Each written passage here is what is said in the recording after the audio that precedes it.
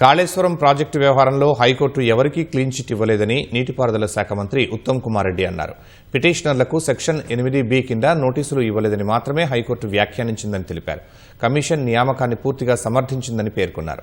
High court తీర్పుపై కేబినెట్లో చర్చిస్తామని ఉత్తమ్ కుమార్ రెడ్డి ఆ తర్వాత భవిష్యత్తు కార్యాచరణ నిర్ణయిస్తామన్నారు.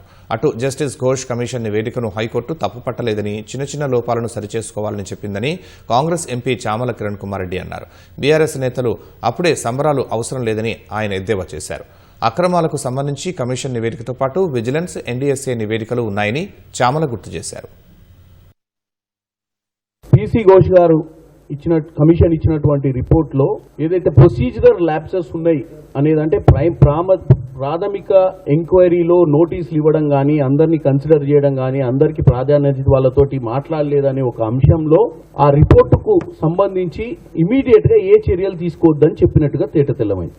అంటే అర్థమైంది, రిపోర్ట్ మొత్తాన్ని తప్పు పట్టలే హైకోర్టు, కానీ రిపోర్ట్లో ఉన్నటువంటి చిన్న చిన్న ల్యాప్సెస్ ని వీళ్ళు ఏదైతే ఆర్గ్యూ చేసిరో దాని మీద హైకోర్టు స్పందించినట్టుగా మనకు అనిపిస్తుంది. కాబట్టి దీన్ని ఈరోజు బీఆర్ఎస్ నాయకులు పండగలో సెలబ్రేషన్స్ క్లీన్ చిట్టో అని ఆనందపడాల్సిన అవసరం అయితే లేదు.